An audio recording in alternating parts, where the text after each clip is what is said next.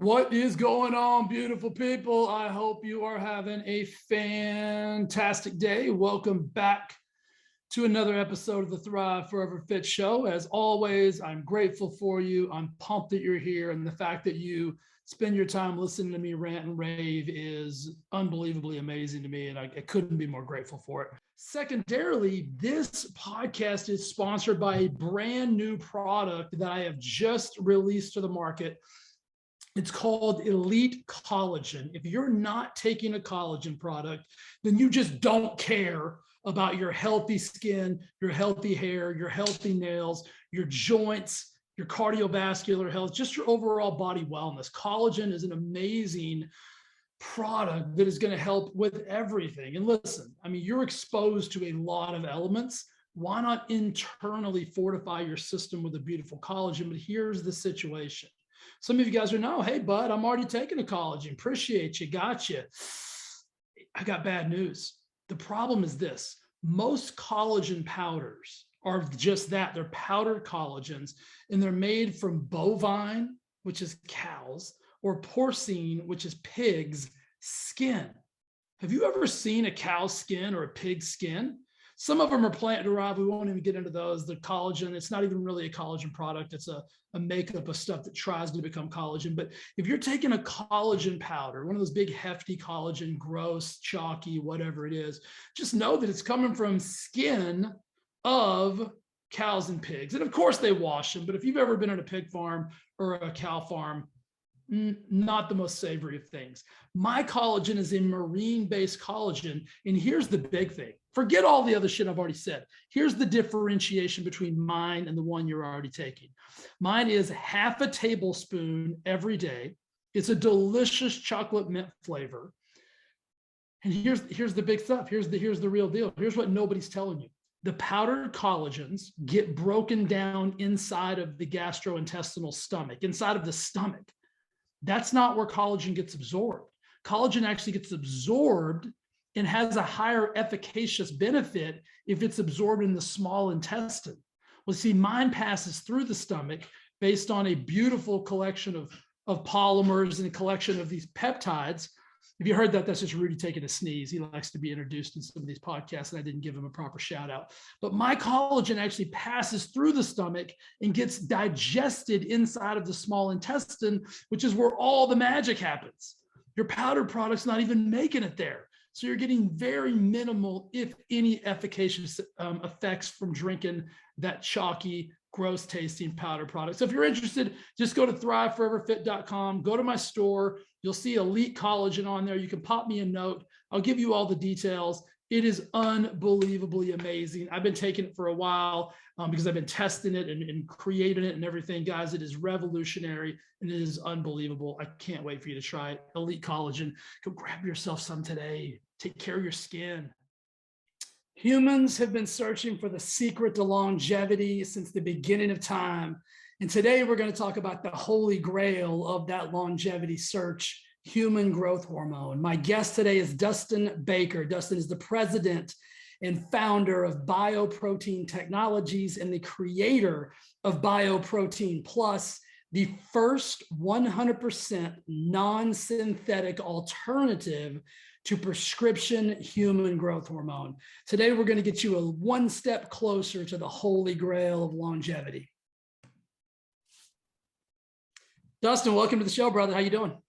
Jay, thanks for having me. I appreciate the opportunity to come on and chat with you.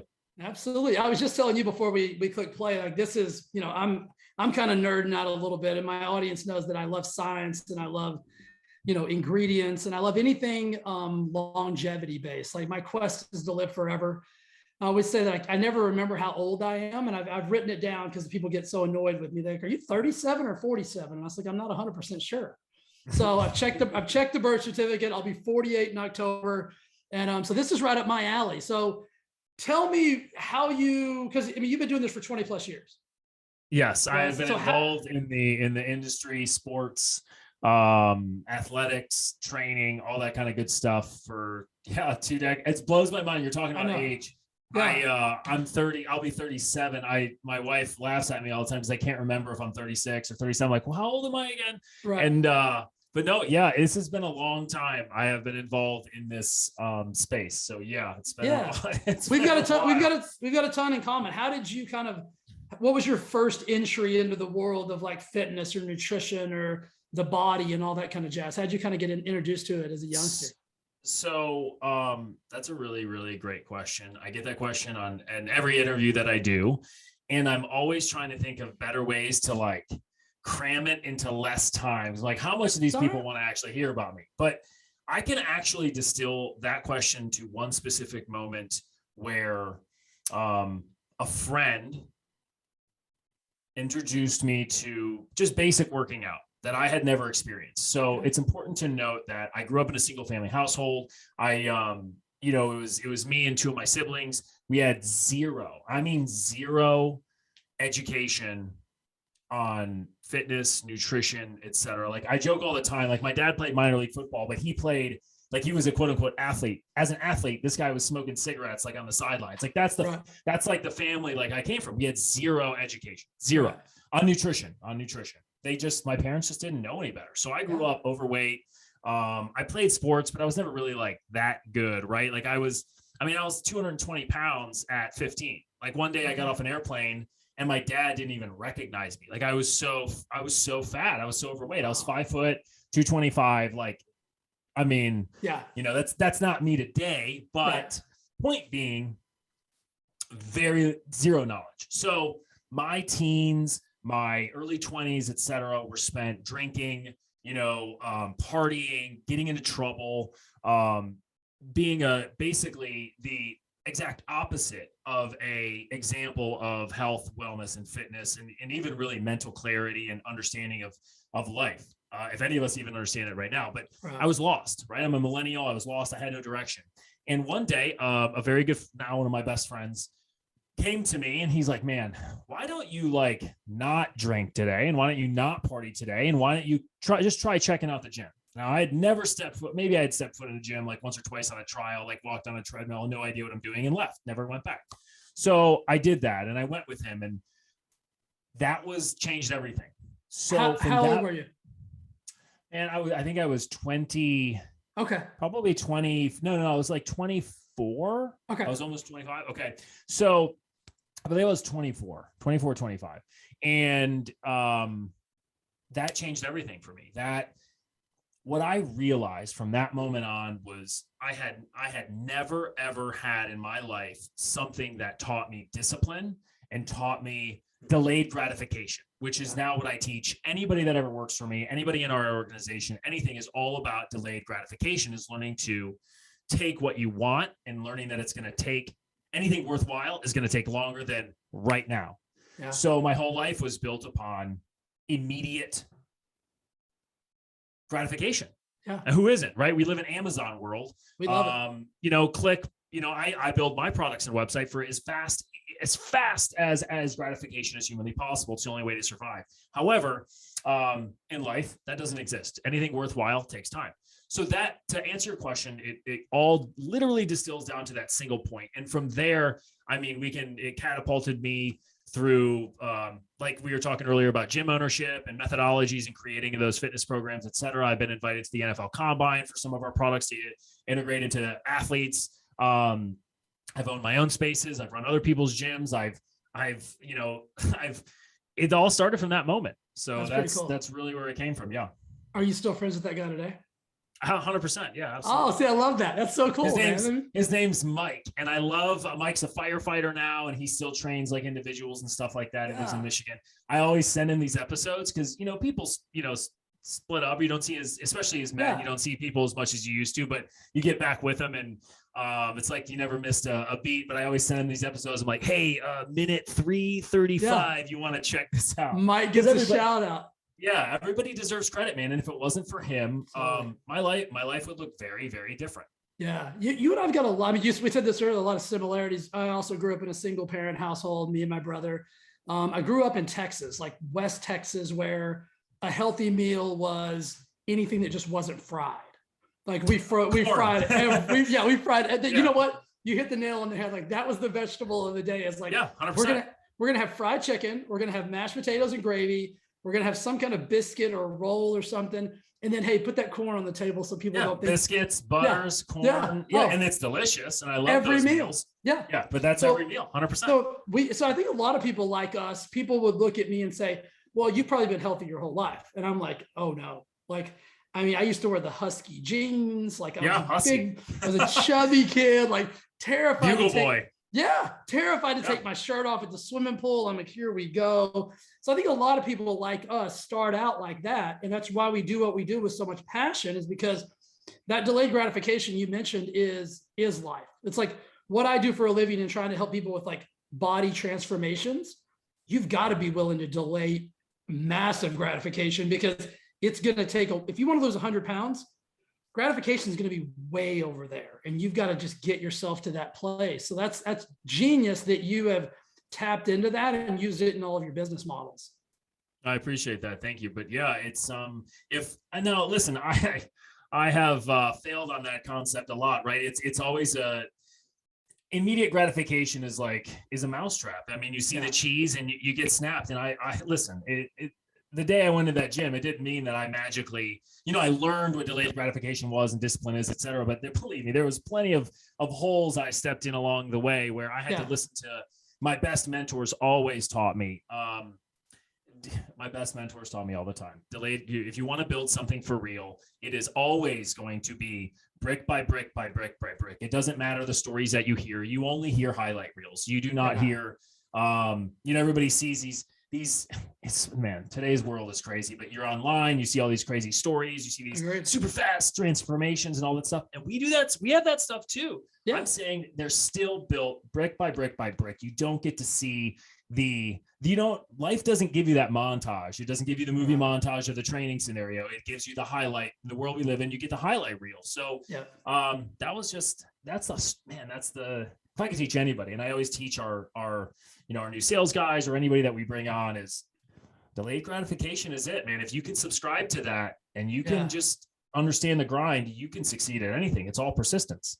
I love this. And I want to stay on this topic because I am consistently trying to teach and preach this. And I think, I could have said it 1,000 times, but if they hear something from somebody else's perspective, so how do you do that? Because I'm consistently I get messages from clients and they'll be like, Jay, like, I'm not having as much success as so-and-so, or like I looked online and like, there's this program and this person has got these unbelievable results. And I continually say, like, you're simply seeing a snapshot in time.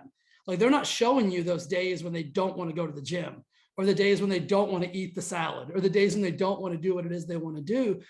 Do you find it challenging to get a younger, newer employee to really buy into that concept? Because if you go on social media today, you are going to be bombarded with, quick, magic bullets, fast track to this, the secret formula, the magic pill, the magic potion, all that kind of jazz. How do you get them to really buy in and believe that? Because it's challenging. That is really challenging. And, you don't get everybody to believe into it. That's why there's a separation of success and non-success, right? How many people fail in ratio to how many people succeed. So if we're going to talk in business specifically, it's actually very, very difficult. We have a rigorous interview process to try and weed out some of those issues.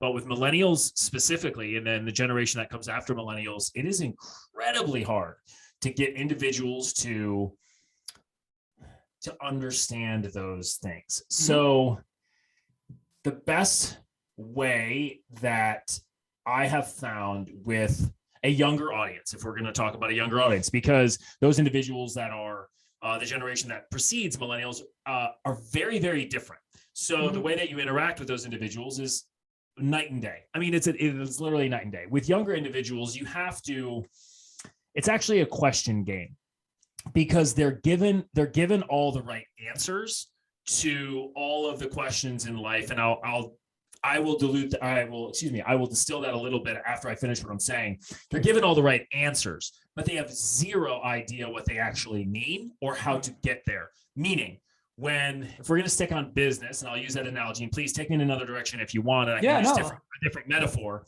But when we're in business and we're talking about a new hire coming in. Let's stick with sales because everybody thinks they want to be a salesperson because it's fun and you get to travel and you get to do all that stuff. And those things exist. They're also earned, but they know the answer, which is, oh, I understand that it's going to take time and I want to build my client list and I want to grow with the company and I don't mind putting in the hard work up front.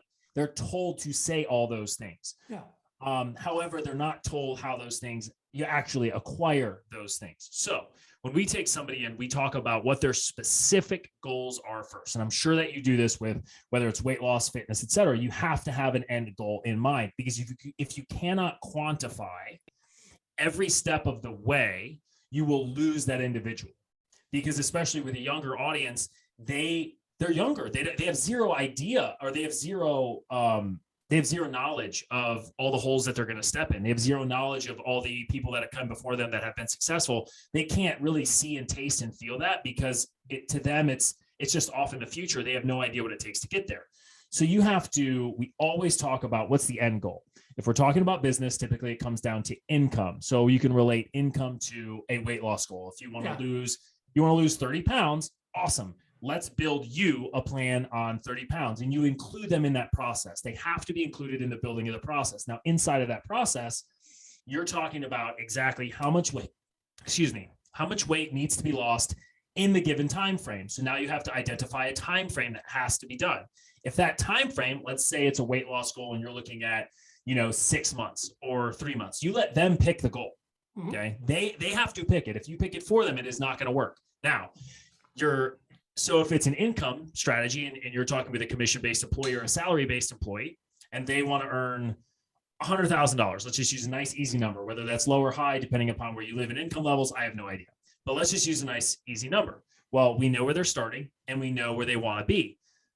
We also know, and you know this as well, for human physiology and what they're willing to put in, how long it will take for them to get there.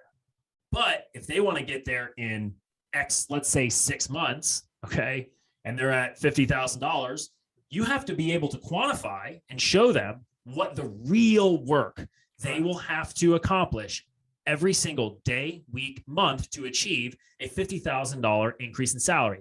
Is that normal in 6 months? No, it's not. However, it's their decision. Yep.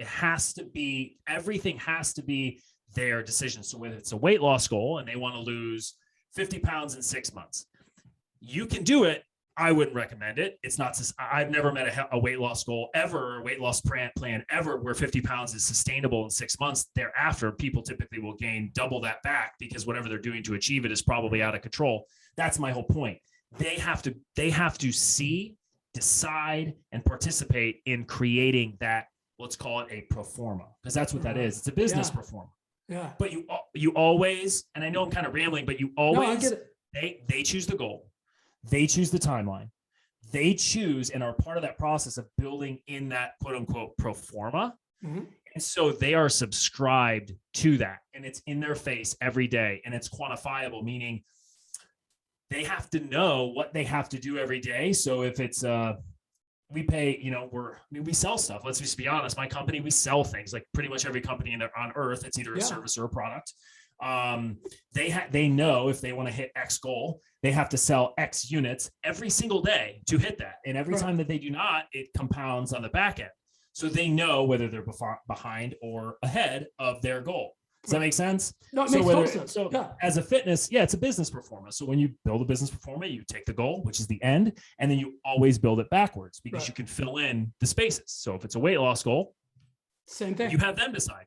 And that way, that's how you also build in accountability, because human beings by nature, typically, this is a generalization. So if you're listening to this and you go, "Oh, that's not true, I don't do that." I agree. I understand there's extenuating circumstances. However, most individuals try and do everything they can to escape. You don't have to sugarcoat anything. My audience, I am a savage. You can't say anything that I haven't already said. So perfect. Human beings escape. They do everything they can to escape personal accountability. no matter what it is. That's why when you get pulled over from a police officer, how many people are like, you know what, officer, I was speeding. I was doing 78 and a 60. Please give me my ticket. No, it was, I had no idea. I had no idea I was speeding. So anyway, the purpose being is they have created their own system. This is their system they've created with you, and you have approved it as their guider. Right. Or as their guide, for lack of a better term. Yeah. So, weight loss as well. It's perfect because I see it in the same thing. I see people who say, I want to lose 50 pounds. And like you said, they get 6 weeks in and they haven't lost any weight. Right. And now that number compounds upon itself. And now we've got 12 weeks to lose 50 pounds. Not going to happen. Right. And so when that happens, people just usually quit because they're like, oh, I can't look at that. So you said a few things in there that I absolutely loved. It brought me back to my days of, I used to manage or run a sales team for Optimum Nutrition and American Bodybuilding back in the early 90s. This is back when it was like old school. And the two owners of the company at the time were like savage Italians. And so their model was sales guys come in and they had to make 100 phone calls per day. Yeah. And if they didn't, it was like you got written up, right? Because they had a formula. It's like, we know if you make 100 calls, you're going to get X amount of people on the phone, you're going to sell X amount of product, and you're going to get closer to your goal. Yeah. And so what I found is like, so I would be in charge of these guys, and you're managing 10 people. So I would go listen to the calls afterwards, and some of them would basically call numbers they knew were disconnected and just let it sit there and cycle time. Terrified to get on the phone, right? And so I think, so I plugged myself into like today's environment, and I can't imagine you walk in your sales room and you say, hey guys, everything else out the window, I just want you to make 100 phone calls today. Like so unfortunately, that method is broke. Is very, it doesn't not work. It's not what we do. We have a very small team. And I still know those guys. I mean, if you go, I'm very close with some of the guys that run, let's just say the ticketing offices for major sports teams. Yeah. And if you don't make 100 calls by noon, they just take your chair. Yeah. It's like boiler room. Yeah. It still exists. That model doesn't work for what we do. No. It doesn't really, I have tried that. It didn't work for us. Yeah, it doesn't work. And especially in today's day and age, remember that people are literally different human beings from 40 plus years old, that generation. Then you have your middle millennial generation. You have a generation after that. Yeah. Millennials and below, that's just not the world that they grew up in. Agreed. I'm a millennial. I understand. I came from it. I get it. I had a little bit different of experience. Yeah. I mean, I built my career cleaning toilets and barbells, like literally working for free, living in basements and spiders to get where we're here today. So I had a little bit of a different experience than what most individuals who come to us or other companies deal with. That the model of the take your chair, 100 calls in today's environment, you're not gonna hold on to anybody. That's for sure. Well, I wouldn't do it. Listen, I grew up in that era, and I'm a relationship guy. Like I want to have a relationship with you. Yeah. I'm not into just smiling and dialing and, call the leads and all that. I mean, sometimes that's what has to happen, right? Like if there's no money on the board, let's do something, right? Let's change it up. You gotta do something. But I couldn't imagine every day like rolling into that same environment. So and you're probably an awesome leader because you have a little bit, millennial, yes, but of a different background because you came through some shit, right? It's like, I appreciate that. I'm not the easiest guy to work for. Because I've experienced some things that other individuals may or may not have experienced. I also have a very low tolerance for, or I should say zero tolerance for fake excuses, which is very, dude, listen, I came from the weight loss. It's very important to understand this is so paralleled and so similar to weight loss, health, fitness, environment. It's unreal. I have zero tolerance for the fake excuses. I'm a huge believer in personal accountability. It was something that I learned a very hard way for myself. And that's one thing that is really hard for people to, I don't care what demographic you're in. Personal accountability, like getting sat down and going, okay, you missed your goal. You missed your goal that you set up. Like you set this up. Right. Did you and this is where like we go into a questioning thing. This is how I operate. And it's really tough for people on the other side, but it works and it's real. I don't tell people what they did wrong. I let them tell me. Yeah. So it's okay. We're sitting down. Let's say you missed your weight loss goal. Let's say you missed some other things. Or you missed your sales goal or how you're doing things. Okay. Tell me what happened. Let's just talk about what happened first. And then we get into, okay, this is your goal that you set up, correct? Yeah. Yes. The answer is yes. Okay. You created this plan that we, signed off on. We're doing this together. Did you have all the tools that you needed to execute?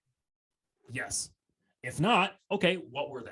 What did we not give you? Because if that's the case, then this is my fault, which is fine. I'll fix it I'll fix it right now. But the point is like, what did you lose? What did you not have? Let's get past that. No, I had everything. Okay. So where did the breakdown happen? Well, blah, blah, blah, blah, blah, blah, blah. Okay. Whose fault is that? I mean, if you just told me it wasn't mine, I gave you everything you needed to get. Was it you didn't come to me when you had issues? So what we're doing is we're having them personally expose where the breakdown was. Not that the questioning is that's the only way that people actually absorb what happened. And this is me as well. They have to verbalize, they have to live, feel, and experience in front of another human being where the breakdown was and where their personal involvement or lack of involvement created that breakdown.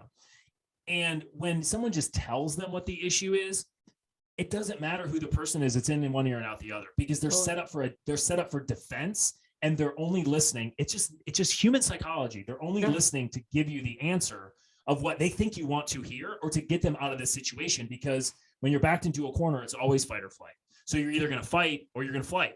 But when you put the individual and you put the onus on them to then verbalize what the issue was, whether it was my issue personally, whether it was their issue, whether they didn't have the tools, or whether they fell short, without them verbalizing it and them coming up with the answer, it's not real. It's not real. So whether that's in fitness or whatever, okay, here was your meal plan. Where did you have the tools to execute the food? Did you have your grocery list? Yeah, I did. Did you do the meal prep like I asked you to do? Or like you said you were going to do? Right.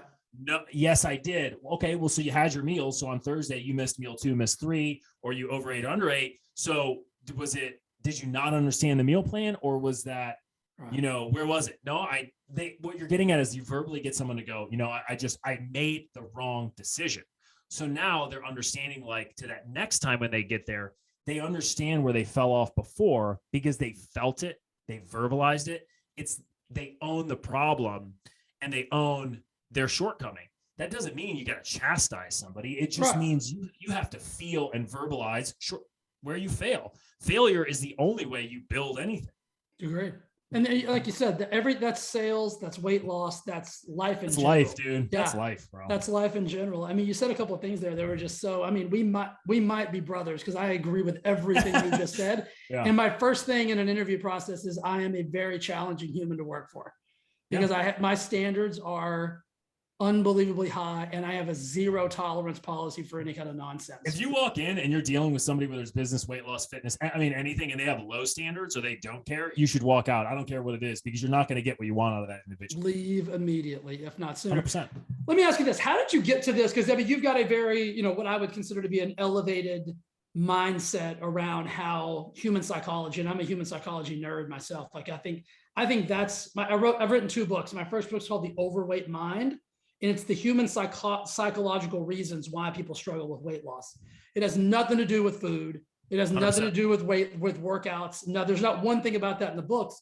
It's all the psychological reasons why we convince ourselves that we need to struggle here, there, or whatever. How did you did you have mentors that kind of directed you this way? Or have you kind of always known that like if I don't get here, I'm never going to get anything else outside of that? So yes and no. I've had really good mentors later in my 30s. In my 30s, not in my 20s, I would say. Let me take a step back. How did I learn this? I learned it through failure. Okay. I learned because I am was the exact person that I am talking about right now. Okay. So I was doing an interview a few weeks ago. And one of the things that like they always ask, it was an interview and it was about like kind of what we're talking about right now about, how did you get here? And how do you, it was more about my rituals and life structure, et cetera, and how I live my life as a quote unquote. And I hate this.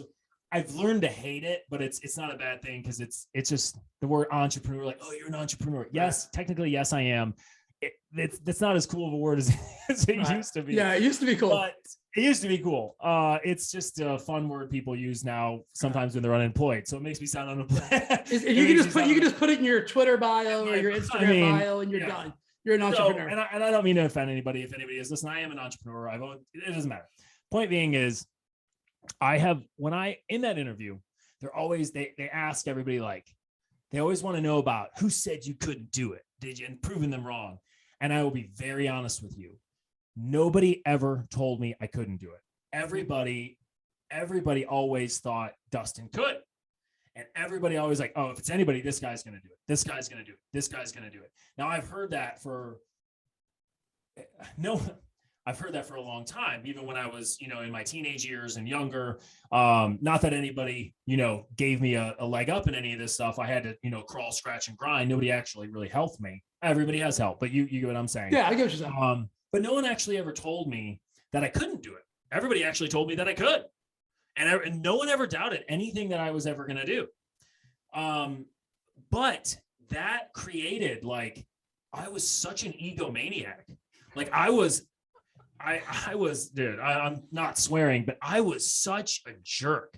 I was such an egomaniac, and it was Dustin. And if something didn't go right for me, I was like, well, they don't understand what they're not doing. Like they don't, and even when I was worth nothing, like even when I had nothing, right? I still had this like air about it. So I had to learn, because I still failed a lot. I mean, let's say entrepreneur, I've had failures. I've had huge failures prior to what we do now as well. It hasn't just been, a clean sweep. I started once and we've been good to go. That's not what happened. And I had a massive actual business failure when I was 30, my early 30s.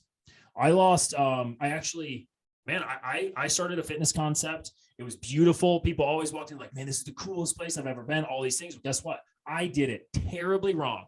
I spent every dollar on making it the coolest, most beautiful. Dude, we spent $2,000 on a toilet. Like $15,000 on a front desk, like crazy stuff. Okay. I did it backwards. And I let people, and I fully take the onus. I had to learn hard. I lost everything, man. Dude, I sold my furniture. Like I had to pay my car payment. Like it was legit. And I learned, like, I was such an egomaniac. I learned the hard way of, man, you can't ever let this happen again. You got to own what you did. You got to own your shit. You got to own what you did wrong. And I'll be very honest with you. I had to learn, because I was the wrong piece in a lot of what happened, right? I didn't know what I didn't know. And it's not that I didn't do good things before and learn all this cool stuff and got to do all these great things. I did. But in this specific business venture, it was my fault. I did it backwards. And I had to learn, because I was the bad example. So my ego, it's this person's fault, or it's this guy didn't do this, and this marketing company should have told me that. And no, dude, this is your business. You own this. This is your fault. And I spent a lot of time from there through now, and I don't stop now. I mean, this is an ongoing process of learning what a jerk I was, man. And learning about accountability, learning these things and not putting the onus on others. So how did I learn all this? Because I was the problem. So I learned from my own perspective of and no one fixes it for you. The only person that can fix this crap is you. Yeah. So I had great mentors. I had mentors throughout my career from my mid-20s. I had really great mentors, and they can only tell you so much about okay, go do. And so my business partner now actually was one of my early mentors who watched me go through this stage. Okay. And he's a very successful individual himself. I mean, he's bought and exited built multiple companies from, the early 90s. And he used to tell me, he's like, okay, he's like, and he would listen to me as friends and his mentors, and maybe like, no, we're going to do this. I'm doing this. And he'd be like, all right, I've already told you, you do your thing. And he knew the only way for me to learn and understand was to fall on your face. Yeah. And I did. So I learned all of that. And I took the time and learned personal accountability to fix the issues that I had, not just in business of learning how to do business the right way or different things, but mentally and that self accountability, that personal accountability. So I know that's like a 20-minute answer. I think that is a representation of, in a small microcosm, a lot of people's lives that they're living with just with weight. And a lot of people can probably relate directly to that in some kind of like, I'm using air quotes, but catastrophic event that has happened in their life that either humbled them or give them a new perspective. Great transition. Let's talk about the comeback, right? Like from that failure, we'll call it a failure, right? At this stage. No, it was, dude. It was 100% a failure. I mean, it does not exist anymore. Yeah. It was a massive failure. From that, it was a massive failure. To not just quit, to not just say, hey, I'm going to go get a minimum wage gig. Let's, forget this entrepreneur shit, like this bullshit. Yeah. And I'm just going to go over here and never be heard from again, to now, you've created, bioprotein technology, which I want to kind of get into because I'm fascinated. And so tell me how you kind of like got from that low point to where you are now. And then the transition, was this your first soiree? And I'm going to call it a nutritional supplement Sure. in that world, or had you had experience in that before? So, okay, cool. So I'm trying to there was a lot of different questions. I threw a lot at you there. From the failure aspect. And I say it's a failure. It's a monetary failure. So, right. But to be very honest, man, that was the best thing that ever happened to me. You needed it. So, dude, I got a business degree, like an MBA in business from all of that. It wasn't free, but very quickly, let's say it was under 2 years. That's for sure. So from there, I learned a lot from that business because it was a fitness business. It was a service business, a membership business. And I learned that, having a localized brick and mortar space, which is what I really, I wanted to grow this thing and create a national franchise, et cetera. And I still would love to do that at some point. But what I learned is like my thing. I learned what my thing was. And my thing is, dude, listen to me. I talk for a living. So like my thing is getting messages out, figuring out how to take something that exists and creating the messaging around something that's worthwhile and getting that message out to people who need it, who need to hear it. That's really what we do at Bioprotein Technology. So there's a key element here we haven't spoken about how we got to Bioprotein Tech, is that through my fitness centers, through the gyms that I managed, through at one point I was involved with a national franchise for sports training, and we trained NFL athletes and CFL and NCAA prep and all this kind of cool stuff. From that space, all of those different spaces, there was always this little common thread, and that common thread were these formulas that we found, this little company here in Tampa, Florida, that were made by these two biochem brother guys, and they had this little lab, and they were making this cool stuff. Anyway, these formulas were specifically threaded in each one of these business ventures. Like I would always kind of find a way to bring them in because they worked like so good. They worked crazy, crazy good, and people just didn't know about it. And so when that last business venture that we were talking about didn't quite work out, it was kind of like, okay, so what do I do? Where do I go? One of my mentors always taught me about niching and finding out, what's really your thing, what's really your niche thing. And so now we've spanned, one of them was my really early career was CrossFit gyms and Olympic weightlifting, to specific methodology and like branded fitness, like we were talking about OT and stuff like that, like the branding behind it. And I was in that space, and that was like a 35, 40 plus crowd, like professional quick stuff. And then I was in professional athletics. So like, what was the span of all of these different spaces? Well, they all had a single common like thread and bond, and that were these formulas. So it was like, okay, well, that's it. How do we figure out how to take these and me do it. And I'm going to do this, and I'm going to figure out a way to get them around the country. I'm going to get them into the hands of people other than professional athletes, other than physicians, other than individuals who, have this very small ability or this very elite ability to get their hands on these products. Boom, there it was. That's what we're going to do. And that's how I'm going to do it. Well, God has a really magical way of working with people in their lives. And as this is happening, I was speaking to the mentor that I was talking about, just a little bit ago about, okay, I'm going to let you, figure this out. I told you. Anyway, so he's been a part of my life for years. And it was kind of like, he kind of came to me. He's like, okay, are we done like playing these games? Do you want to do something for real now? And I was like, yeah, I'll figure this out. I will make it happen. If there's one thing about me, I don't care what it is. I have a very specific way of making things happen. And actually every human being does. It's just called persistence, right? Everything will happen if you just don't give up. Right. So I figured out a way to thread my way into a company that was not for sale and basically buy it. So we bought all of the formulas, we bought all of the branding, we bought all the assets, we bought all these things to basically, now I'm talking to you. I mean, it's like to take them around the country. And now, I mean, it's not only the country now. I mean, I was on the phone with Sweden before I did this. We shipped to Australia, Japan. Individuals from Japan have been reaching out. I mean, now we're in special forces, we're in private security firms on the other side of the planet. I mean, it's really crazy and wild, but that's why we got here. And that's awesome. What's up. Well, and let's talk about what it is. So it's the first 100% non-synthetic HGH alternative. Is that the best way you would describe? Yeah, exactly. It's a non-synthetic alternative to human growth hormone. So prescription human growth hormone, which, was really popular for a long time. It's still actually very popular in the medical space, but it's got a really bad rap in the normal, human being community and all this stuff, even though it's widely used across medical application.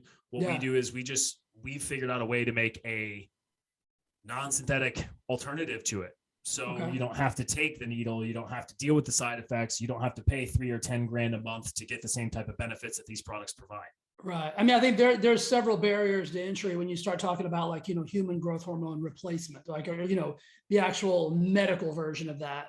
And like I told you earlier, I grew up in like the 90s and the 80s and 90s of like, underground bodybuilding where like human growth hormone was like kind of categorized like a steroid. It was like, oh, it is a steroid. Right. But it was that villainization of like, you can only get this behind the gym at 9 o'clock at night. And, Leroy's going to meet you back there and it's going to come in a paper sack. Like that 100%. was the stigma that like human growth hormone had. And it's like, when you start to get older, it's like, and I live in Palm Springs, California, which is like, the retirement community of the world, very similar to Florida.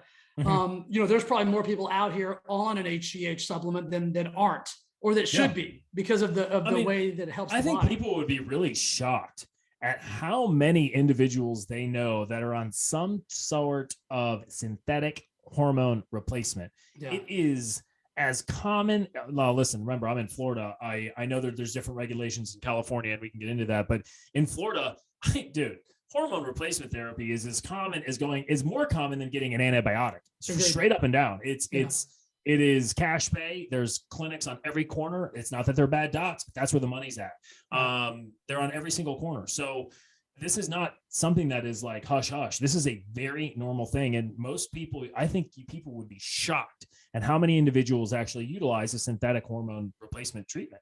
Agreed. I mean, I think it's everything from out here. It's everything from the pellets that they put in your butt to TRT to, Wait. They put them in your butt out there? I thought they put them in your arm.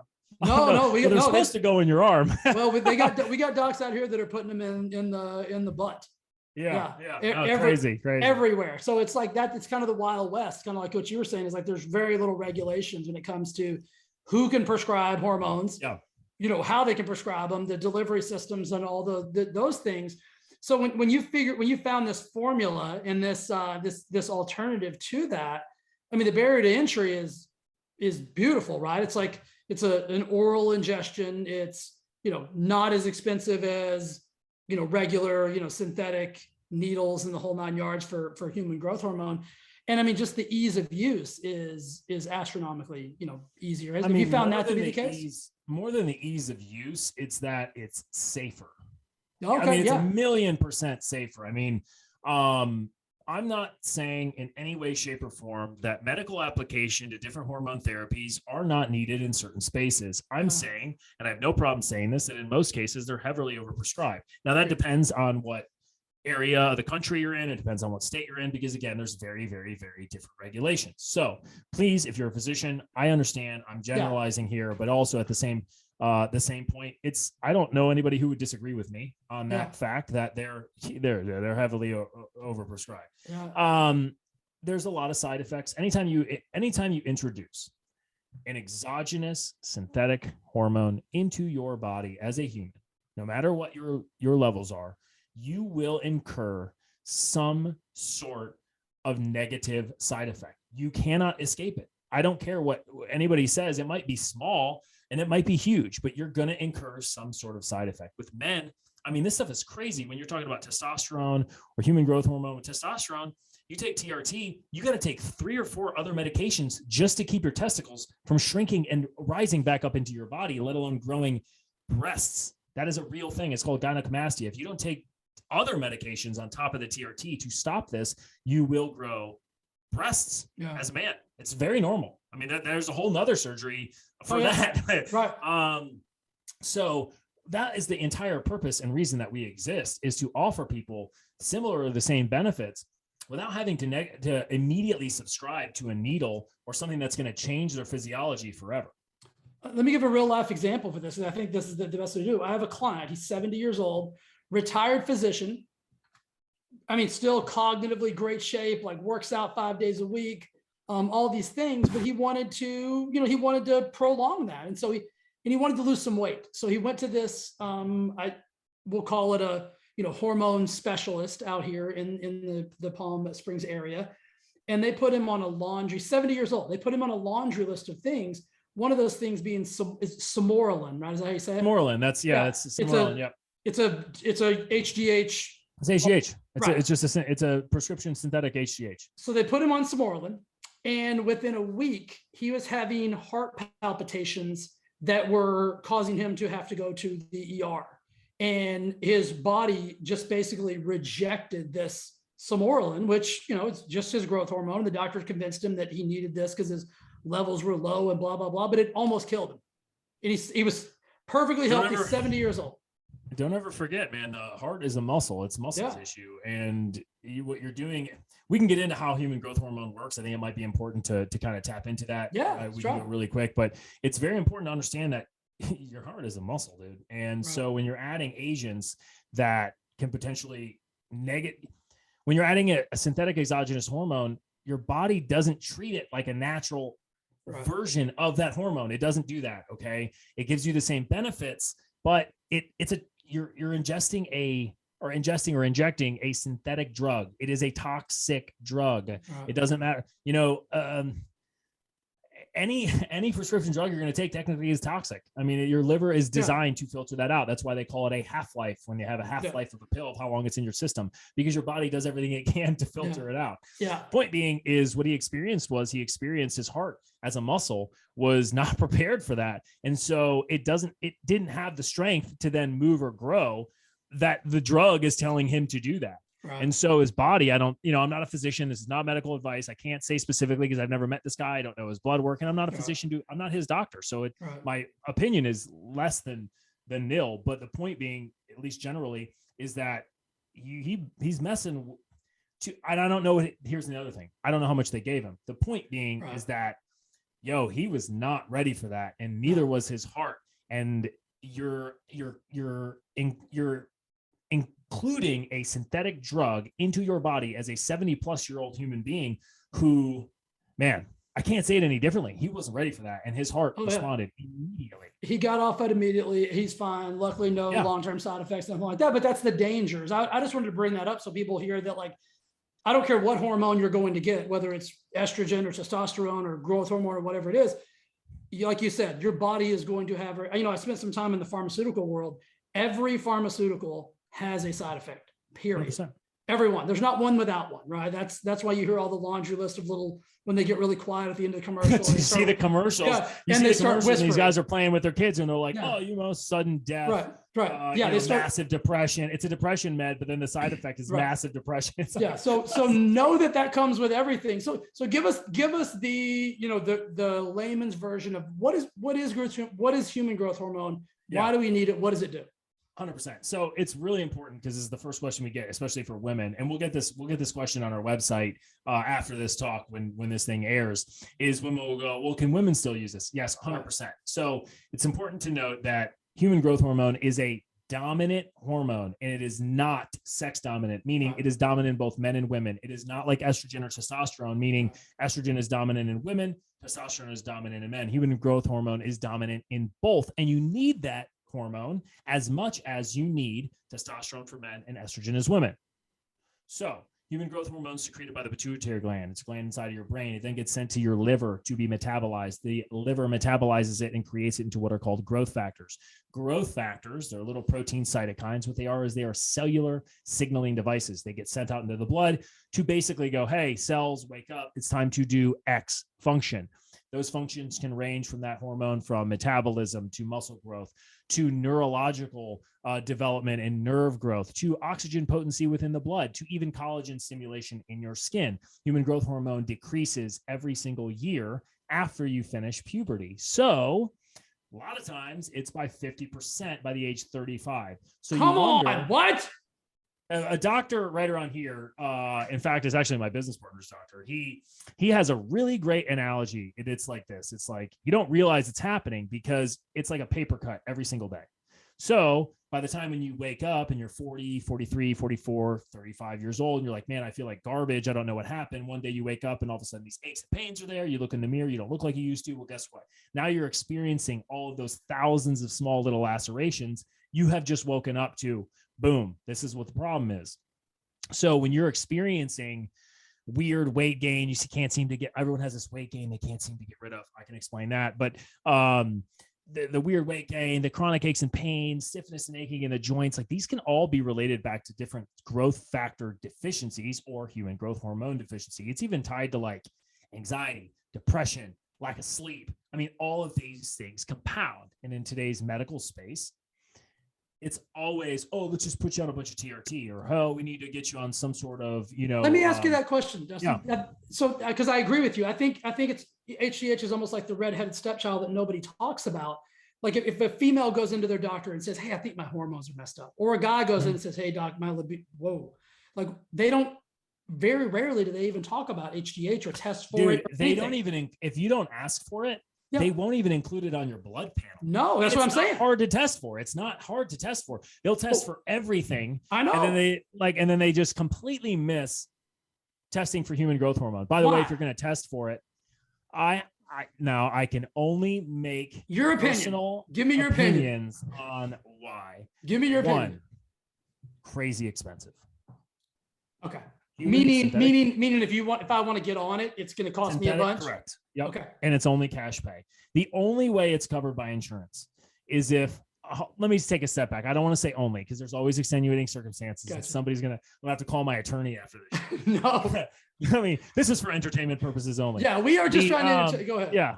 So we laugh, but that's the world we live in. I know. So to get back, this is my personal opinion. One, human growth hormone is insanely expensive as an individual to get. The only way,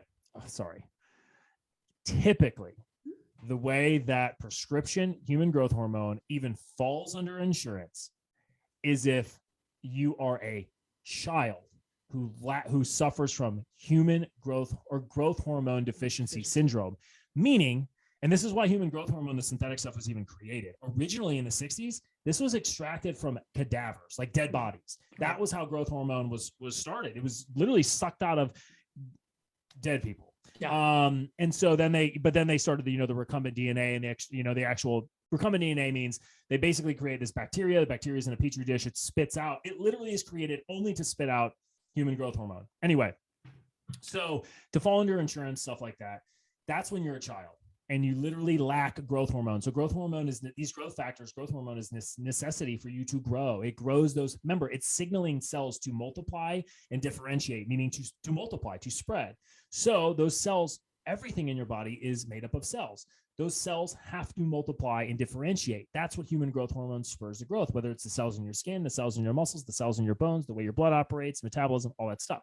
So if you're a child and you do not have adequate growth hormone, well, guess what? You're in big trouble because your life is going to be tough. It is what it is. I mean, I can't imagine. I don't wish it upon anybody. I cannot imagine like having to live a life like that. That's why the drug exists. And there's absolutely good medical application for it. When it comes into the anti-aging and the performance enhancement space, which is where these products live, they're cash pay. And they are the higher the regulations go, the more expensive as it gets. You're in California. I personally know that in California, because I'm dealing with individuals who do this, and we're a huge market in California, and you'll understand why. For you to go to your doctor right now to get human growth hormone, if he's going to write you a script for it, number one, it's cash pay, yank it in insurance, and it's probably going to cost you $3,000 to $10,000 a month. Damn. Now it's going to be cheaper in other areas. California is very expensive. We're expensive. Well, everything is expensive. Nobody's shocked. You're used to it. Yeah. So, but I mean, 10 G's, dude, $10,000 a month. Right. That is crazy. Yeah. You were going to say something about if you're going to get tested, is there something that we should look for? Like if IGF-1, IGF-1.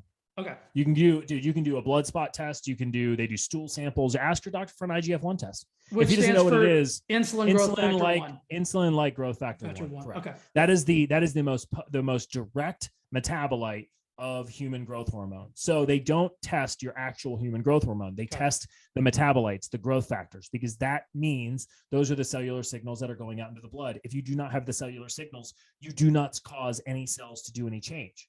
Is there a number? Like when you get your IGF-1 tested, is there it depends. I mean, I can literally send you a little like a table of it. It all depends. Okay, it varies. Correct. It'll be a number. It'll be anywhere from like 200 to 600. Okay. And so depending upon where those numbers are at, depending upon your age, that's where you're going to fall into those realms. I'm just thinking of questions people are going to ask me like, Jay, what's my number? And I'm like, I mean, that's as easy. That's as easy as a Google search. You can go and see what IGF-1 numbers you can go. There's a table will probably pop up. Okay. Now remember, depending upon where you get your information, wherever information comes from, always audit those things. I always recommend in anything, and this is even when you're tracking your weight, never just one day. You want the average of multiple different sources, right? So when you track your weight, you never just go Tuesday, my weight's 190, whatever, and then you want an average of 5 days. An average of 5 to 7 days is your actual weight. So I would recommend looking at those numbers and what's recommended, and then taking an average of different, always kind of crowdsource your information a little bit. Because in the medical space, remember, it's all opinion. Oh yeah, totally. Right. Everything. So I always recommend people to take an average. Anywho, all right. So you pissed everyone is the way to do it. Yeah, you made everybody mad saying it's $10,000 because everybody. We were all going to the doctor this afternoon. We're like, I'm gonna get some HGH, and now everybody put the car back in the garage. Like, okay, what else can we do? So this leads us to where you are and what you've created and why this is such a cool thing. So just layman's terms, and then you and I can get nerdy if we need to. What do I do? Yeah, what you created. We just give you the growth factors. We just give you the end result, and we do it naturally. So we extract mammalian growth factors from another mammal. Okay. That doesn't harm the animal, and you can take them as another mammal, and it is absolutely molecularly identical to what your body produces. Okay. So your body doesn't ever trigger that toxic function, which says, hey, I'm taking a synthetic drug, because it's not a synthetic drug, and your body doesn't notice it as such. You're literally just taking the end result. So you can signal those cells to do the same things that the hormone would tell it to do, because remember, the hormone is metabolized into those cellular signals. You can just take the signals, and you can just tell your cells to do stuff. It's very simple.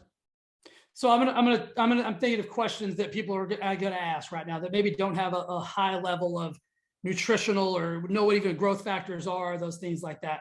So if I start taking this product, Dustin, and it's an oral delivery system, right? I'm going to include the link to the website, guys, so you don't have to worry about writing any of this down.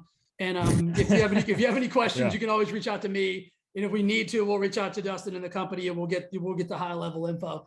But so it's an oral delivery system. And so what are just some of the natural things that someone could expect if they were deficient on their own human growth hormone and they started Yeah, supplementing with your product. Yeah. So different individuals are clearly different, losing Absolutely. out on different things. Everybody is different. So what people are going to experience can vary. Most individuals that come to us are over the age of 40 and lack a lot of things from energy, focus, cognition, because they're stressed out. They're the high stress level in their body. Well, when you're lacking certain hormones or certain different things, you will experience your cortisol levels, your stress hormone will go up. It's just that's part of it. So it's this chain reaction of issues that occur. So when individuals introduce a product like ours into their system, it's like without fail every time. It's 12 to 14 days. We'll get a call, we'll get an email, we'll get a DM, and it's like, man, I feel better than I've ever felt. So they feel the effects first. They can feel that energy. They feel clearer mood. One of the guys was like, we're super, super, super active on social media. That is our medium. Men, women from all over the place love to tell their stories and send us videos and all this really cool stuff. So we're very, very, very lucky. So we have so much data from like real world use, not to mention we have 12 years of actual physician data because we were a medical only company since 2009 until last December. So it's always without fail 12 to 14 days. Man, I feel so good. Their mental clarity, mood, lack of stress. It's really crazy. It's not crazy. It's crazy in a good way, where for a lot of men and women, they feel like this weight has been lifted off their shoulders from an anxiety or stress and depression mode, because this is depression, anxiety, and this stress is a direct cause of inadequate hormone production. Okay. That's your body like telling you, hey, I am not okay, dude. I am not okay. Do something. That's how you know. It's not always like I'm fat. Like that, that's a huge marker as well as specific subcutaneous fat, meaning fat that resides right underneath the top layer of skin that's in certain areas. Those are direct telltale signs as well. But a lot of people don't realize that something's really bad, really off when they have a stress response, anxiety response, depression response. So when we get those messages of like, one of the messages specifically was like, I feel like I can enjoy my family again. Like that's huge. That's a big deal. Yeah. Right. Well, it is what it is. And then the physiological effects, those are physiological effects taking root, but to see them through a mirror, it doesn't matter what you're doing. It doesn't matter what drug you take. That's going to take a 30 to a 90-day period, just like any other weight loss plan would. It takes time for the physiological effects of the individual looking at themselves to notice them. But those physiological effects from the inside, 12 to 14 days every time. So it always starts off the same: energy, focus, mood, clarity. And then they start to, energy. And then they start to see the physiological effects there follow after. Okay. Questions that I'm thinking of people say. So here's what I'm going to do, guys. As soon as Dustin and I are done talking, I'm going to go order myself a 30-day supply. Does it matter? Get my blood tested and see what my IGF-1 is before. If you want. I'll be 48 in October. We can pretty much guarantee my HGH is shit. It's not as what it was when you were 20. That's for sure. I mean, I liked you up until you and I were friends up until a few minutes ago. Listen, dude, you're not in any different boat that I am in. Okay. We have a few years separate us, but I am right there with you. I am not 22 years old. I am plenty older than that. So but would that be an indicator? So let's just say that I got my blood tested and I saw my IGF number was that. After I took this for 30 to 60 to 90 days, would I see a differentiation in my IGF-1? Yeah, 100%. You should. Okay. Perfect. And so for somebody like me, the only reason if you didn't, I would say you need to look at your body's ability to absorb nutrients, vitamins, minerals, and even pharmaceuticals appropriately. That is a whole nother issue. We could talk. I mean, that is a whole nother show. Right. But if your body's not in a state to even, if your cells do not permeate, meaning you are lacking very specific vitamins and nutrients that give your body, your cells, the ability to open that cell wall to what is called permeation, to permeate these cells so they can absorb the nutrients or energy that you are feeding them, a whole lot ain't going to help you. Right. You can, that's why when you get your test levels, they talk about free test, available testosterone absorption. You could have 900 testosterone in your body, which is a great number. If you're 900, you're at 40, man, you are peak physical, specimen. Point being is if you cannot absorb it, man, it doesn't matter what you got, because you have to be able to absorb these products. So if that's the case, now you have to look at what the next, now you're talking about a different thing entirely, which is how to address that issue. That is a diet first issue, by the way, and micronutrient issue. But yeah, you should be able. I mean, we have blood tests and blood results to show that all the time. That's a very easy thing to do. I was just curious if that would be a marker, because most people aren't going to do that. I was just curious if, like, say somebody who's really scientific, they're like, okay, I want to know where I am now. I want to know where I'm here. The fastest way to do it, where people have a lot of fun, I mean, who doesn't like games, is typically individuals who are wearing like the Whoops and the Aura rings and all that kind of stuff that track their sleep are really into it. I mean, see crazy results, fast. We've had guys over, the course of 96 hours who increased the recovery and sleep rate by 93%. Like it's a big, I want to take that back. 68%. I apologize. It went from what it was at to 93%. It was an increase in 68%. And that's in 4 days. I mean, that's crazy. And that's quantifiable metrics. I'll take it. You can't fake that. Yeah. So, we always like when people wear wearables, because it gives me cool graphics for social media too. Yeah. I don't need to lose any weight, but I get up at 3:00 every morning. So I could definitely use some quality sleep. You know what I mean? Some depth. Let me ask you the female question, because here's what girls are going to hear about, like muscle growth and whatever. And every woman's nightmare, or not every, but most women I don't want to be bulky. Like, so let's just say that a female, bulky question. Right. I mean, I've heard this since I was like a child. Like, I don't want to get too big. Like, so let's just debunk that for everybody and let them know that the BioPro Plus human growth hormone, that's not designed to make you a professional bodybuilder. So this product, and I know a lot of guys that wish it was the case, but it's not the case. This product, you're not going to take this product tonight, or you take it in the morning. But let's just say you're not going to take this product. What's today? Wednesday? I shouldn't say that. You're not supposed to put a timeline on the episodes. But today's Wednesday, wherever you're at. And you're not going to wake up on Thursday. You're not going to take this Wednesday as Bruce Banner and wake up on Thursday as the Hulk. Like it doesn't have that ability. That's where synthetic drugs and non-synthetic alternatives differ. We don't want your body to do things that it cannot do naturally. Right. I don't want you to grow a jaw that you didn't have before and spread your shoulders out. That is not, that's not what this does. It helps you to maximize what your body should be at a natural peak level. So if you're at 100, and you're operating day to day at 60, we just want to get you as close to 100 as possible without giving you the side effects that accompany, synthetic stuff. So as a woman, no. In fact, as a woman, what you should be concerned about is the fact that you cannot absorb estrogen, which is your sex dominant hormone, efficiently or adequately if your human growth hormone is too low. So you, as a man and as a woman, you can directly relate the absorption rate of testosterone or estrogen for women related to how low their human growth hormone or IGF-1 is. So if you have inadequate IGF-1 and you are a woman and you're headed into menopause or dealing with menopause, guess what? The estrogen that you do have, or if you're taking a drug for that estrogen, you cannot absorb properly without adequate human growth hormone or its metabolites. And that is what we see with physicians all the time. They're like, whoa, because here's the question you're really going to get. Remember we talked about, like, people are like, about how many people are on hormone replacements? Yeah. Okay. This is the number one question we get all the time. Can I take this with the other medications that I'm on?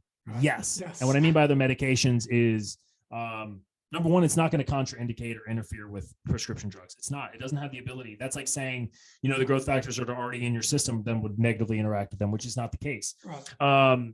But they're going to act, okay, well, can I take this if I'm TRT? Yeah. In fact, we highly recommend it because our physicians have shown over and over and over and over again a better absorption and a better response to that pharmaceutical or to that synthetic drug, or even the bioidentical pellet stuff, at a better absorption rate than they had before with the introduction of our product, because they work synergistically and they help you to absorb the products better.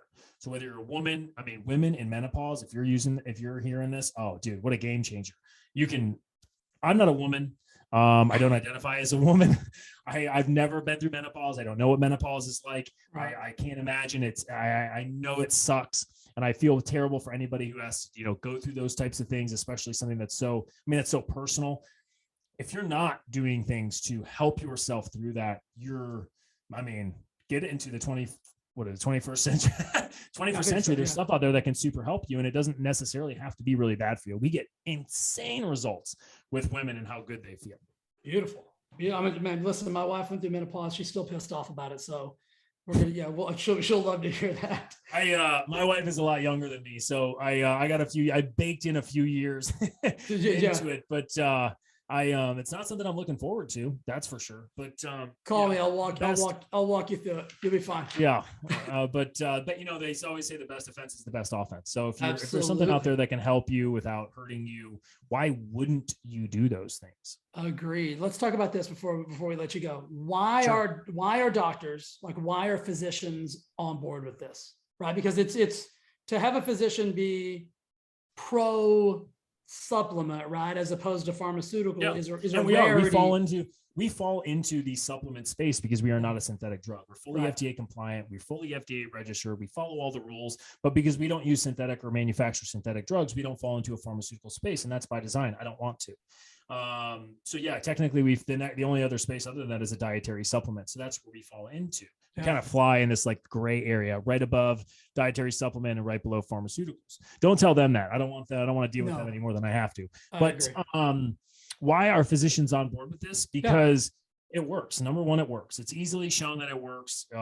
It's worked for a very long time. We are at no shortage of physicians that prescribe this product, carry that in office, and put whether it's, we have physicians that manage entire professional sports teams in Las Vegas that trust this product and have for years and put their players on it, entire teams. We have, from physicians that deal with sports to physicians that deal with, ortho and surgery and injury recovery and post-recovery, stuff like that, to normal hormone docs that just see 45 to 70-year-olds every day of the week, from sexual function to weight loss, et cetera, trust our product. And they use it because it works. And it's an alternative for individuals who don't necessarily just want to jump on the needle. Are there physicians that don't like our product? Yeah, there's a lot of physicians that hate our product. Can't stand it. Sure. They hate it. They hate hearing from me. They hate hearing my voice. They never want to talk to me ever again. They come to us at expos, look at our products or look at our marketing stuff and throws it on the table. Why? Because they love their whole business is synthetic drugs. And that's fine. That is fine. They write scripts. You go get a needle. You go to the pharmacy. They do everything for you. Why wouldn't they love that? That's their thing. And more power to them. That's their thing. That's just not what we do. And I'm fine with that. Can't be everything to everybody. No. But for individuals who don't want to deal with scripts, that don't want to deal with what's going to happen to me in 5 years, what's going to happen to me in 5 months, what's going to happen to me in 50 years, 20 years, 10 years, they don't have to worry about that with us. Right. I can't say the same for synthetic drugs. You can't say the same because that's where I'm at. Like I'm on the cusp of, like, I'm almost 50, TRT, how am I going to optimize my hormones for the rest of my life? And that's what, having a pharmaceutical background and all that jazz, that's what freaks me out, is the side effects of those things. And so I'm stoked to know that there's something out there that's available that I don't have to be concerned about. I want to interrupt you because I want your listeners to know that, like, in no way, shape, or form am I anti-medical application or synthetic. No, it's absolutely applicable in the scenario. I just don't think it's not right for me or my family to make that first jump first. That's just what I believe. We are how can we fix it ourselves first instead of band-aiding a symptom, right? Yeah. How far and how close can I get to the root? If your body doesn't make it anymore and you're at a level that makes life terrible, please, your doctor will know what to do if he's the right appropriate physician. But it doesn't mean that every answer is just, what drug and what's the next drug, what's the next synthetic? Because with a lot of these drugs, if you start getting into peptides, and peptides is a whole nother thing. They're just synthetic amino acid chains that they create in a lab that don't actually, a lot of them don't exist in nature. That scares me, number one. But number two is you shouldn't take them for longer than, some of them 3 weeks, some of them a few weeks longer than that. People don't know this. They're taking the same thing. They're causing all kinds of problems. But now you're cycling between different peptides, different aminos, different hormones for how long? The rest of your life.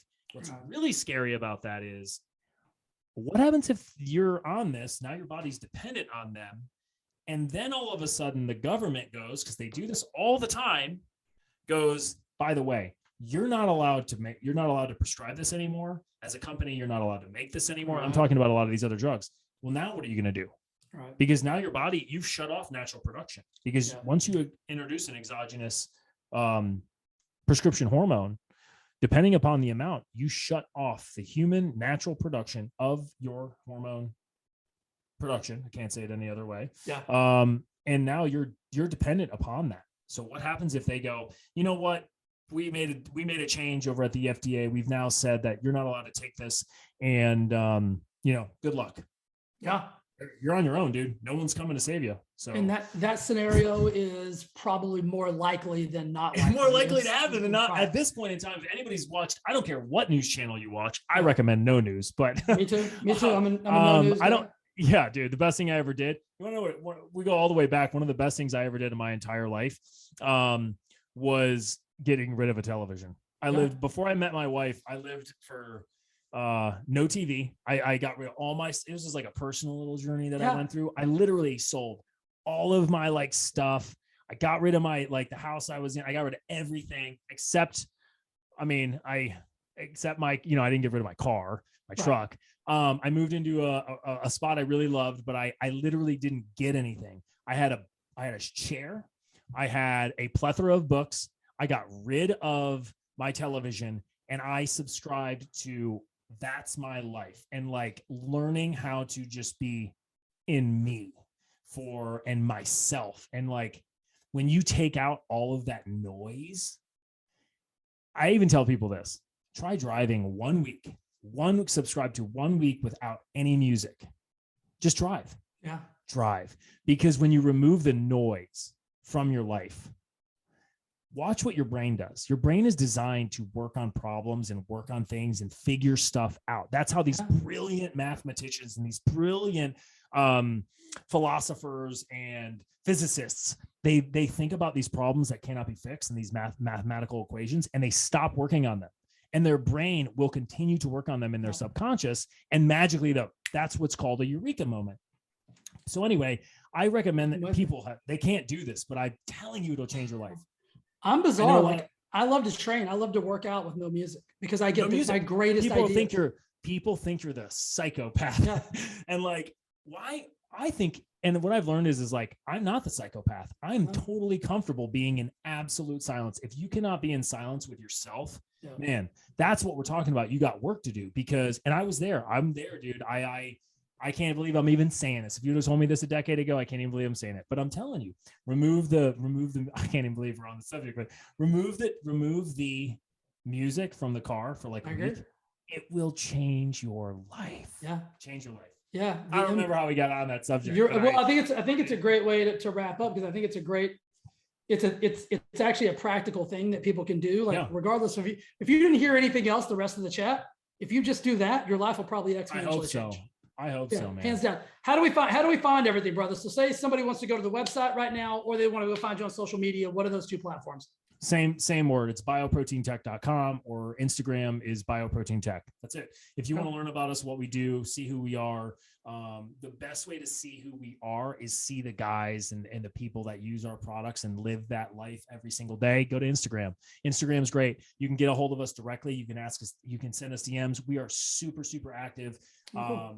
Yeah, it's really great because we're international. I mean, we have a huge footprint in Europe, Australia, New Zealand, South America. So it's a place where individuals from all over literally share their stories. They share stuff. They're very, very, very active. So it's so cool because you can even post stuff and other users will answer the questions for us in the posts. Cool. Yeah, it's great. So if you have any questions, drop us a DM. You will get an answer. You'll get a real answer. And the cool thing is if we can't answer it, we have a physician somewhere. We can at least, if it's outside of our scope or it's not our place, I have no problem saying that is not our place to answer that question. Right. We'll send you somewhere that we do. We have docs all over the world at this point that, cool. We can help out with. So come to us with any question. We can't answer it. We won't. We'll give you somebody who can. Love it. Dude, you're an absolute rock star, man. I've enjoyed this conversation. I can't wait to I want to ask you a question. Yeah, let's go. I love it. Did you already work out today? Oh, yeah. What was your workout? Oh, you're a 3 a.m. dude. So you're working out before what? Your first client's at 5? Yeah, so I do that sometimes, but today was weird. So today I had an in-person coaching client. So what I've done, and you might find this interesting. So a lot of times I'll do the coaching sessions on Zoom, right? It's like they're there, I'm here. My new thing is different these days. My new thing is this: like if you're local, you come to my studio and we go for an hour-long walk together, and we do a coaching session while we walk and talk. Okay. I'm telling you, exponentially, that has changed the game for my clients. I like that. The answers are better. Their presence is better, right? The results have gotten better based on actually changing your physiology to change your psychology, right? We both probably agree on that. So my workout today was a simple, I don't count that as my cardio. I haven't done my cardio yet. I did a chest and tri workout today. Okay. Just standard upper push stuff. Yeah, standard push, just standard Swiss. So I don't do any flat bench after, playing football for a long time. My shoulders are a little jacked. So I do like Swiss ball. So I use the Swiss ball as my bench, and then just standard like cable triceps, TRX, cool. Like all different kind of versions. What about you? Have you trained today? I like to switch. So I'm a big believer in putting in the time, like committing like 6, if you've never done this, committing to the whole 5 a.m. thing, meaning get up, do what you got to, like have that structure in life. Like you've got to have that structure. I was a 4:30 a.m. workout guy. I've paid the dues. I've done all that stuff. But now I like to flip flop and switch, where currently I'm doing my late afternoon workouts, which is just what I like. So today, I am a huge believer in EMOM training, every minute on the minute. That's what we did today at the studio. Sure. Absolutely. There you go. Boom. So my workouts, I've done the 2-hour-long training and all the the crazy stuff. I don't have the time, nor do I want to spend the time at 2 hours in the gym any longer. I'm very lucky. I have my own gym at my house. I got all the cool stuff. I like to be in there, get in, get out. I got a pregnant wife. I got a German Shepherd puppy that's constantly causing problems. So EMOM is the greatest thing ever for training, because it packs in all of the volume that I need to get for what my personal goals are, but it packs in my volume with my intensity. So I'm in and out. I have different focuses every day. And then I alternate light, medium, heavy, depending upon push, pull, and legs. So upper push, upper pull, and legs. I do all of them every day. So today is every single day. So today is a posterior leg focus. So I know I'm going to be pulling a lot. And it's a heavy day for legs. It's a light day for pull, upper pulls, and it's a medium day for push. But in that workout, there will be some sort of air bike. I haven't looked at it yet, but it's some sort of air bike cardio. And then there will be a lot of heavy pull with some medium to light upper body kind of transition stuff. So I break it in. I love that about this discipline thing, man. I'm so specific with timing and everything. That's just how I like to do it. So that's what I will be doing today. I love that. Here's what we did today. Here was the EMOM. So we did 3 different EMOMs, and in between each EMOM, it's probably about maybe a 20-yard sprint. So 20 down, 20 back. So first EMOM was every minute on the minute. We did 10 kettlebell swings followed by burpees. Did that for 10 minutes, then 4 sprints, then 10 kettlebell sumo squats, followed by mountain climbers, then 4 sprints. Are you doing the mountain climbers and are you doing those 2 movements inside the same minute? You do 10 kettlebell. You're doing 10 sets of each, but in the same minute. So 10 kettlebell swings immediately into 10 mountain climbers. No, so 10 kettlebell swings into burpees for the remaining amount of time. Oh, gross. Oh, yeah. So every minute is 10 kettlebell swings. And then as soon as you finish those, then you go right into burpees. Oh, man, that's disgusting. If you get 10 burpees or you get 20 burpees, no, there's no rest time. And then you go right into 4 sprints. Then we come back and did the same thing for kettlebell sumos right into a mountain climber. So if you knock those squats out quick, it's right into mountain climbers for the rest of the minute. And then on the minute, there's no incentive to do the squats fast. No, they both suck. It's like it's like, pick your poison. You're either going to slow play. I mean, it sounds terrible, to be honest. It sounds terrible. It sounds very effective. Very effective. It sounds 100%. But I use the term terrible regarding to workouts as a term of endearment. Me too. Meaning the same way. If it ain't painful, it ain't changing nothing. So I like to suffer a little bit. 100%. I was one of our guys. So we have we work with a lot of athletes, specifically in the MMA space. I mean, we're talking about accelerated healing here and muscle cells and human performance. So we're huge in specifically Brazilian Jiu-Jitsu and MMA space and stuff like CrossFit. We have a lot of athletes. One of the athletes was posted something yesterday or today, or they tag us and all this stuff. So I read it all. And something was said. He was quoting Jocko, which if you guys don't know Jocko Willink, he's a Navy SEAL guy. He's written some cool books about discipline and they know Jocko. Yeah. Okay, cool. So he has something. It's like when they always talk about embrace the suck, it's not about embracing the suck. It's about looking forward to the suck, like specifically choosing the suck, because it's the suck that is giving you the differences. It's what's moving the needle forward. It's not just embracing the suck. It's like, where do I find the suck? Yeah. So that's always what's holding people back it's self-sabotage. Yep. So if I can recommend a book to anybody, it's not actually going to be one of those crazy Navy SEAL books. It's actually a book that's called The Mountain Is You. And the reason why I recommend that book, it's a psychology book, and it's written, I don't remember what the woman's name is that wrote it, but it's all about human beings' innate psychology of sabotaging themselves. And it's on a very specific cycle of how your brain operates. And that's why people are always talking about getting through that 21 days or that 28 days, et cetera, because your body is on a very specific schedule when you start something new, whether that's quitting smoking, whether that's working out, whether that's nutrition. They always talk about you having to get through, the first 3 weeks, the first 4 weeks, as you're developing that habit. But everything in your human psychology will do, it doesn't even matter if it's a good habit, will do everything they possibly, your own self will do everything it possibly can to stop you, to sabotage your change, whether that's good or bad. So it's learning how to look for that suck. When that suck comes, you should be ready for it. You should want it. You should try and go seek that out, because if you're within that comfort zone, you're not experiencing any change. You're not experiencing any growth. If you're building a business and you're not hitting, now I'm saying this with a grain of salt, because if you're doing stuff terribly, you're going to always have obstacles. Right. But if you're not in an active growth pattern and you're not experiencing obstacles, it's just super smooth. Well, you haven't even begun to tap your true potential, and you're not growing because you're comfortable in this very simple space. Nothing is challenging you. So that was, again, man, I appreciate you, adhering to my rants. In regards to the suck, Jocko always says, good. Yeah. Right. I mean, it's awful and it sounds like masochistic, but it is what it is, man. It's if it doesn't suck at some point, like you're not moving the needle forward, because change does not happen without some sort of, physical or mental obstruction and change. You have to overcome. You're going to love this. So a buddy of mine sent me this quote today, and it's from the women's basketball coach at Duke University, Kara Lawson. He just said, dude, you're going to love this. This is a perfect way to wrap this up. She said, it's not going to get any easier. It's actually going to get harder. So make yourself the person that handles hard well. 100%. If you don't embrace the suck and you don't actually look forward to it, you don't understand how to deal with it when it gets here, it's going to crush you.